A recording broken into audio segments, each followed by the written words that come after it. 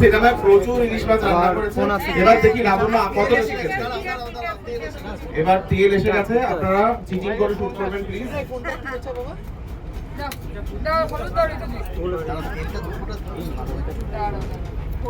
হ্যাঁ আগে একটু তেলটা ঢেলে দিন। হ্যাঁ ফোনটা পেঁচা শুট করে এই আগে এটা লাইট কেউ রান্না করতে শেখেনি এখন, সব বলবা এটা দাও, পোস্ত দাও। আগে একটু মাখাতে হবে তো এই কি রে মা সরস্বতী সরস্বতী এক্সপার্ট।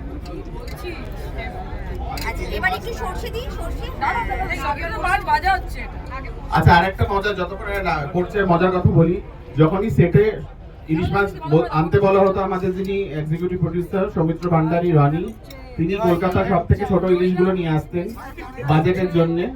এবং একদিন ঋতুদি বলছে শুটিং করতে করতে অনেকবার ইলিশ এসেছে, একবার এমন ছোট ইলিশ এসেছে ঋতুদি শর্টে বলছে, আর কি এই ইলিশের কি থ্যালাসেমিয়া হয়েছিল, কোথা থেকে আনলি আমাকে বল, ইলিশ মাছও দেখাই যাচ্ছে না শর্টে। হ্যাঁ, পরের দিন আচ্ছা ঋতুদি কিন্তু আমাদের সেটে সবাইকে দারুণ খাইয়েছে বাড়ির খাবার এনে, কচি পাঠার ঝোল, ভেটকি মাছের কালিয়া, ইলিশ মাছ, ছোলার ডাল নারকল দিয়ে।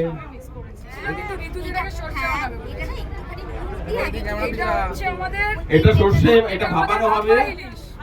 ঠিক আছে একদম সামনে থেকে ঋতুদিকে ইলিশ মাছ ভাজতে দাও।